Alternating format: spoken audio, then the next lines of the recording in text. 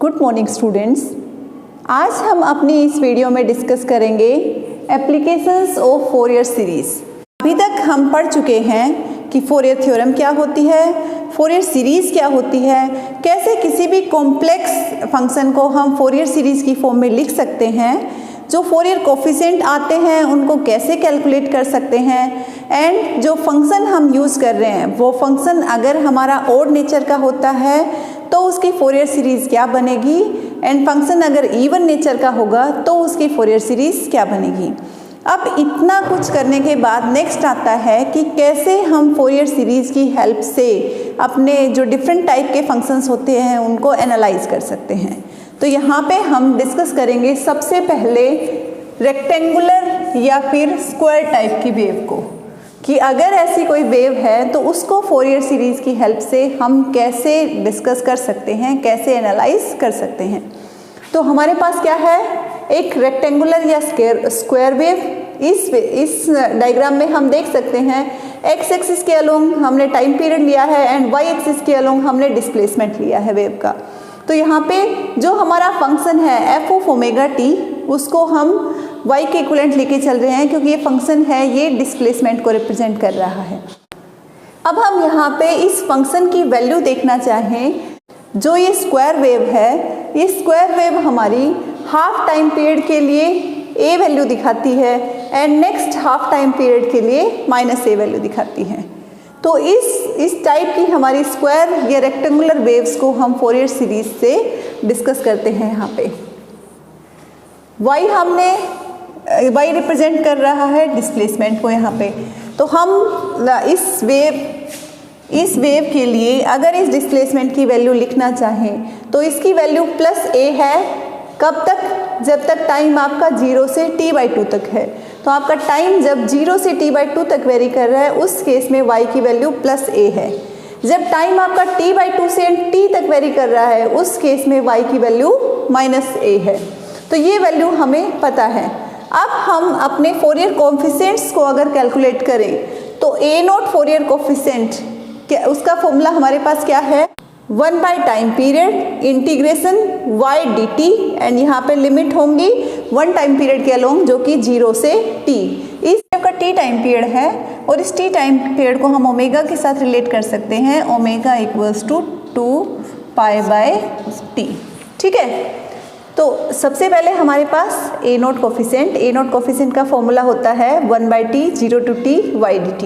अब हम देखें y की वैल्यू इस इंटरवल को एक्चुअल में हम दो पार्ट्स में डिवाइड कर सकते हैं। तो उन दोनों पार्ट्स में y की वैल्यू हमारे पास क्या है, जब 0 से t/2 तक हमने इंटरवल लिया, इस इंटरवल में y की वैल्यू हमारे पास थी a, सो हमने यहाँ पे पुट कर दिया a dt। एंड जब t/2 से t तक का इंटरवल हम लेके चल रहे हैं उस केस में y की वैल्यू हमारे पास थी माइनस a। तो इसका मतलब इस सिंगल इंटीग्रल को हमने दो पार्ट्स में डिवाइड कर दिया है, ये फर्स्ट पार्ट एंड ये सेकेंड पार्ट। अब हम इन दोनों इंटीग्रल्स को सोल्व करें तो इस इंटीग्रल को सोल्व करने पे देखो a कांस्टेंट है हमारे पास, तो इसका इंटीग्रेशन क्या आएगा, at, और लिमिट हो गई 0 to t/2। अगेन इस इंटीग्रल को सोल्व करेंगे, कि नेगेटिव साइन हमारा बाहर आ गया यहाँ पे, और इसको सोल्व किया तो इसका इंटीग्रल भी हमारे पास at आ रहा है, लेकिन लिमिट है t/2 to t। जब इन लिमिट्स को पुट करेंगे तो देखो तो ये वैल्यू हमें 0 मिलेगी। क्यों? क्योंकि देखो सबसे पहले जब हमने अपर वैल्यू को पुट किया यहाँ पे तो ये हमारे पास क्या बना, at/2। ठीक है।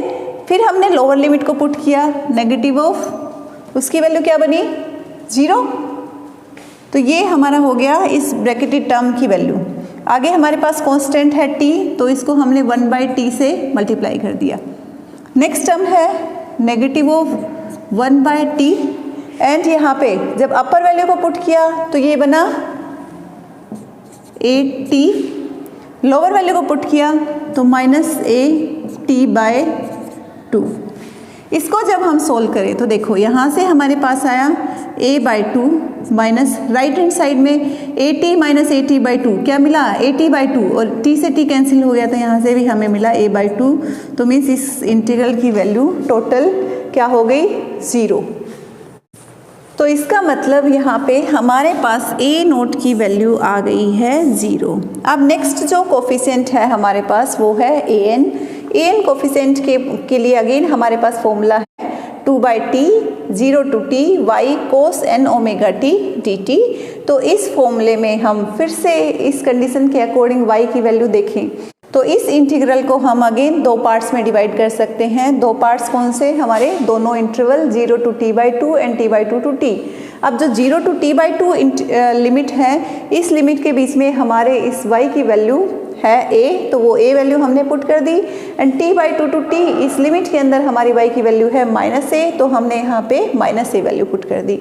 अगेन हमारे पास ये दो इंटीग्रल आ गए हैं, इन इंटीग्रल्स को हम सोल्व करते हैं। फर्स्ट इंटीग्रल को हमने सोल्व किया, a कांस्टेंट है तो यहाँ पे हमारे पास cos n ओमेगा t का इंटीग्रल क्या होगा, integral sin n omega t divide by n omega and limit है 0 to t/2। इसी टाइप से हमारा जो सेकंड इंटीग्रल है, इसमें कांस्टेंट टर्म 2a/t हमने बाहर निकाल लिया, इसका इंटीग्रल हो गया again sin n omega t divide by n omega and limit है t/2 to t।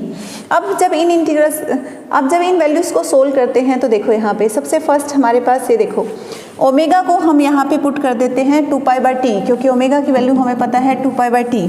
तो जैसे ही इसकी वैल्यू मैं यहाँ पे 2π/t पुट करती हूँ, यहाँ पे भी इसको हम कर देते हैं 2π/t एंड यहाँ पे भी हम इसको पुट कर देते हैं 2π/t एंड यहाँ पे भी 2π/t। अब देखो सबसे पहले कांस्टेंट टर्म की बात करें तो हम जब इसको अंदर मल्टीप्लाई करेंगे तो t से t कैंसिल हो गया, हमारा 2 से 2 कैंसिल हो गया, तो हमारे पास यहाँ पे कांस्टेंट टर्म बची a/n π। अंदर इंटीग्रल के अंदर sin 2nπt/t, सबसे पहले स्मॉल t की जगह मैंने कैपिटल T/2 रखा, तो ये क्या हो गया sin nπ। जब मैंने 0 इसकी वैल्यू रखी तो sin 0 इज 0, सो -0। ऐसे ही यहाँ पे अगेन t से t कैंसिल, 2 से 2 कैंसिल, मेरे पास आया a/nπ। इस इंटीग्रल को सोल्व किया तो सबसे पहले वैल्यू मैंने कैपिटल T रखी स्मॉल t की जगह, तो ये क्या हो गया, t से t कैंसिल होगा तो sin 2nπ माइनस जब t की जगह t/2 रखूँगी तो ये हो जाएगा sin nπ। अब जो sin nπ है, sin 2nπ है या फिर ये sin nπ है, इसकी वैल्यू हमारे पास क्या होती है, 0। तो ये सारी टर्म्स हमारी क्या हो गई, 0। तो इसका मतलब an है उसकी वैल्यू भी हमें यहाँ से मिली 0। अब हम फाइंड आउट करेंगे बीन कोफिशिएंट की वैल्यू। तो सबसे पहले बीन कोफिशिएंट का हमारा फॉर्मूला, तो इस फॉर्मूले में हम फिर से देखें कि जो हमारा इंटरवल 0 to t है उसको हम दो पार्ट्स में डिवाइड करेंगे, 0 to t/2 and t/2 to t, और इसमें हम y की वैल्यू रखेंगे। सबसे पहले 0 to t/2 इस इंटरवल के बीच में y की वैल्यू +a हमने पुट की, एंड सेकंड हमारा t/2 to t इंटरवल है, इसमें y की वैल्यू हमने -a पुट की, इसलिए यहाँ पे नेगेटिव साइन आ गया। तो ये सिंगल इंटीग्रल हमारा दो पार्ट्स में डिवाइड हो गया है। अब इस इंटीग्रल को सोल्व करते हैं। यहाँ पे हमने ओमेगा की जगह 2π/t ऑलरेडी पुट किया हुआ है।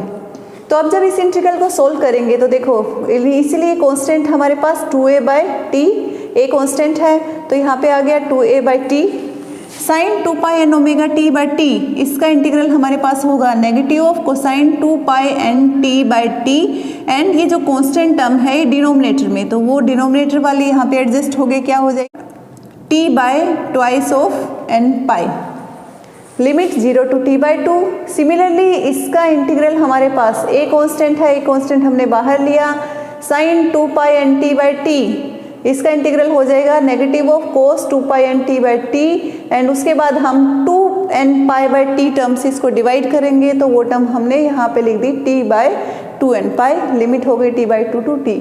अब इन लिमिट्स को हम पुट करते हैं, तो देखो यहाँ पे कांस्टेंट टर्म हम जब इनको मल्टीप्लाई करेंगे तो हमारे पास आएगी a/nπ।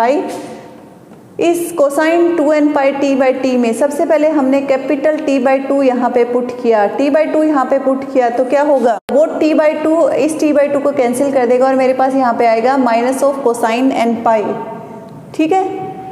फिर उसके बाद हमारे पास लोअर लिमिट पुट करेंगे तो मीन्स नेगेटिव, और ये नेगेटिव हो जाएगा पॉजिटिव, एंड कोसाइन 0 उसकी वैल्यू होती है 1। नेक्स्ट टर्म अगेन हमारे पास यहाँ पे कांस्टेंट जो पैरामीटर्स हैं उनको कंबाइन कर लेते हैं, तो ये हमारे पास हो जाएंगे a/nπ, एंड इसमें फिर से हम जब लिमिट्स पुट करेंगे तो सबसे पहले जब t को पुट करेंगे तो ये क्या हो जाएगा 2n pi capital T by T से T cancel, so cosine of 2n pi, so negative का कोसाइन ऑफ 2n पाई। जब लोअर लिमिट पुट करेंगे तो आपका एक नेगेटिव ये साइन और एक लोअर लिमिट के लिए नेगेटिव साइन होगा, तो वो प्लस हो गया, यहाँ से हो जाएगा कोसाइन n पाई। तो ये हमारी यहाँ पे वैल्यू आ गई हैं इस टर्म के लिए जब लिमिट्स हमने पुट की तब। अब फर्दर जब इसको सोल्व करेंगे तो देखो ये दोनों कॉन्स्टेंट्स हैं, इन दोनों कॉन्स्टेंट्स की वैल्यू सेम है, हम कॉमन ले लेते हैं a बाई एन पाई। इस ब्रैकेट से हमें मिलेगा negative of cosine n pi plus 1 और यहाँ से हमें मिलेगा negative negative positive, so positive of cosine 2n pi and ये टर्म हमारी हो गई negative of cosine n pi. Cosine n पाई की हमारे पास दो टर्म है, तो ये दोनों टर्म्स हमारी क्या हो जाएंगी ट्वाइस, एंड कोसाइन 2n पाई की वैल्यू क्या होती है 1, ठीक है। कोसाइन 2n पाई की हमारे पास वैल्यू है 1, सो एक 1 ये और एक 1 ये, 1 प्लस 1 हमारे पास क्या हो जाएगा 2 minus twice of cosine n पाई। अब इसमें हमने 2 कॉमन लिया तो ये हो गया 2a बाई एन पाई, इसकी जगह 1 और यहाँ पे कोसाइन n पाई की जगह हमारे पास क्या होता है -1 raise to power n, means cosine pi -1, cosine 2 pi plus 1, cosine 3 pi -1, cosine 4 pi plus 1। तो n पे डिपेंड करेगी ये वैल्यू कि ये आपका पॉजिटिव 1 है या नेगेटिव 1 है, इसलिए हम कोसाइन n पाई की जगह लिख देते हैं -1 रेज टू पावर n। तो ये टर्म हमारे पास bn की वैल्यू में आ गई है। इसमें जब हम n की डिफरेंट वैल्यू रखेंगे तो हमें b की डिफरेंट वैल्यूज मिलेंगी। सबसे पहले हम n इक्वल्स टू 1 रखें तो b1 हमारा क्या हो जाएगा, b1 यहाँ से हो जाएगा देखो 2a बाय पाई, ब्रैकेट के अंदर है 1 minus minus 1, so 1 minus minus 1 is 1 plus 1 2 और 2 4, सो 4a बाय पाई। b2 की वैल्यू जब n को 2 रखा है यहाँ पे, तो n को देखो यहाँ पे जब 2 रखेंगे हम तो ये -1 मेरा +1 हो जाएगा, तो यहाँ पे क्या बनेगा मेरे पास 1 माइनस 1 और ये 1 माइनस 1 0 हो गया, इसलिए मेरी b2 की वैल्यू 0। तो जहाँ पे भी मेरी इवन टर्म्स होंगी b की वो सब मेरी 0 हो जाएंगी, क्यों, क्योंकि इस केस में -1 रेज टू पावर n की वैल्यू मेरी पॉजिटिव 1 हो जाएगी। एंड जो ओड टर्म्स होंगी उस केस में मेरे पास वैल्यू आएगी, क्योंकि उस केस में -1 रेज टू पावर n की वैल्यू मेरी -1 होगी, तो यहाँ पे टोटल मेरे पास ट्वाइस हो जाएगा। तो अब यहाँ पे b3 की value 4a by 3 pi, b5 की वैल्यू 4a बाई 5 पाई, इसका मतलब सिर्फ मुझे ओड टर्म्स यहाँ से मिल रही हैं और जो इवन टर्म्स हैं वो मेरी 0 हो रही हैं।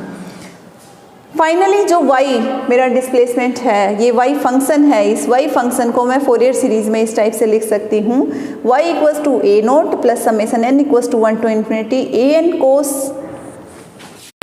सॉरी ये यहाँ पे n आएगा cos n omega t and यहाँ पे sine n omega t, n equals to 1 to infinity B N sine n omega t। तो ये मेरा y फंक्शन है, उसको मैंने फोरियर सीरीज में एक्सपेंड कर दिया।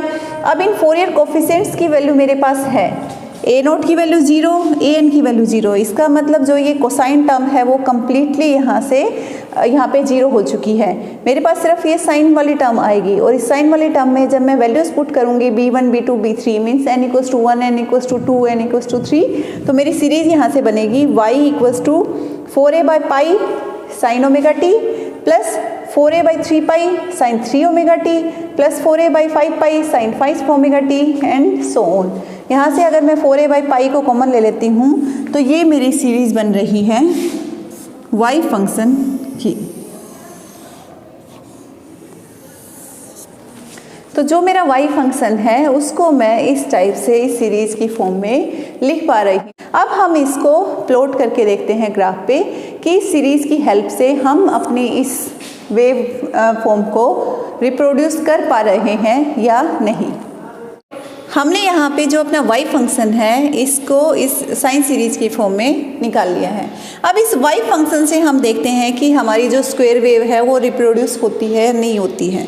तो सबसे पहले जो ये सीरीज़ हमें मिली, इस सीरीज़ के अगर हम टर्म्स को देखें तो फर्स्ट 3 टर्म्स अगर हम देखें तो फर्स्ट 3 टर्म में देखो, फर्स्ट टर्म हमारी बन रही है 4a by pi sine omega T, second term है 4a by 3 pi sine 3 omega T and third term है 4a by 5 pi sine 5 omega T. तो ये हमारी 3 टर्म्स हैं। अब इन तीनों टर्म्स में अगर हम एम्पलीट्यूड का रेशियो देखें तो देखो फर्स्ट टर्म में एम्पलीट्यूड 4a बाई पाई है, सेकंड में 4a बाई 3 पाई, थर्ड में 4a by 5 pi. Means amplitude decrease हो रहा है, और वो किस रेशियो से डिक्रीज हो रहा है, 1:1/3:1/5। नेक्स्ट फ्रीक्वेंसी की बात करें तो यहाँ पे फ्रीक्वेंसी हमारे पास है ओमेगा, यहाँ पे 3 ओमेगा एंड यहाँ पे 5 ओमेगा। तो फ्रीक्वेंसी हमारी यहाँ पे इंक्रीज कर रही है और उसका इंक्रीजिंग का रेशियो हमारे पास है 1:3:5। बट इन तीनों कंपोनेंट्स की अगर फेज की बात करें तो ये तीनों हमारे सेम फेज में हैं। अब हम अगर इन तीनों कंपोनेंट्स को सेपरेटली ड्रॉ करें तो सबसे पहले ये फर्स्ट कंपोनेंट, इसमें कुछ एम्पलीट्यूड है, वो एम्पलीट्यूड हम मान लेते हैं हमारा ये है, ठीक है। और यहाँ पे हमारी साइन ओमेगा टी, एक साइन वेव मिलेगी। अगर सिंगल टाइम पीरियड की बात करें, ये हमारा ओरिजिन है, ये t/2 एंड ये t।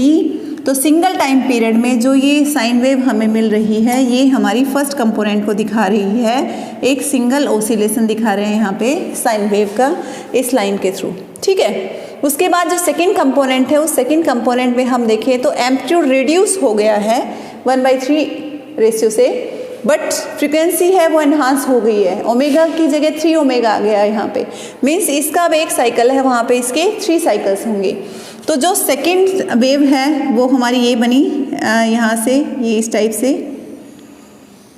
तो ये जो सेकेंड कंपोनेंट है वो हम इस वेव की फॉर्म में दिखा रहे हैं, और ये हमारा सेकेंड कंपोनेंट।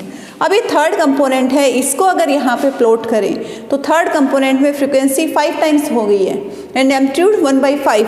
तो इससे भी कम एम्पलीट्यूड बनेगा, बट फ्रीक्वेंसी हमारी 5 टाइम्स है, तो वेव आपकी कुछ इस टाइप से बनेगी। एंड आगे नेक्स्ट, लेकिन इनका फेज सेम रहेगा, ठीक।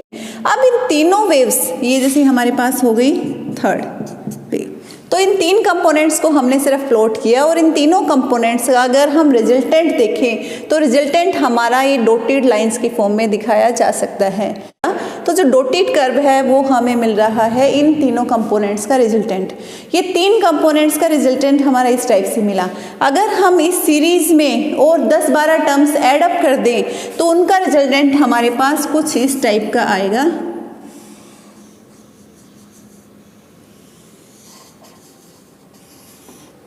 ये 0, ये t/2 टाइम पीरियड एंड ये t टाइम पीरियड। तो आपका 3 टर्म्स का एडिशन ये डॉटेड कर दे रहा है, और 10-12 टर्म्स अगर हम ऐड कर दें तो हमें इस टाइप की शेप मिल रही है। और यहाँ पे सीरीज में तो हमारे पास इनफाइनाइट नंबर ऑफ टर्म्स हैं, तो हम यहाँ पे मैक्सिमम टर्म्स को जब ऐड अप करते जाएंगे तो हमारी जो वेव पैटर्न है वो इस इनिशियल वेव को एग्जैक्टली फॉलो करता जाएगा। तो इसमें हम देख सकते हैं कि फोरियर सीरीज़ की हेल्प से जो हमने सीरीज़ यहाँ पे निकाली, वो सीरीज़ हमारी रिजेंबल कर रही है इस स्क्वायर या रेक्टेंगुलर वेव से, ठीक। तो इस टाइप से आप देख सकते हैं कि कैसे फोरियर सीरीज़ की हेल्प से हम हमारी स्क्वायर वेव या रेक्टेंगुलर वेव को रिप्रोड्यूस कर सकते हैं। This is all about the analysis of square और rectangular wave with the help of Fourier series. I hope आपको ये क्लियर हुआ होगा। अगर इसमें कोई भी डाउट हो तो उसको आप पूछ सकते हैं। Thank you.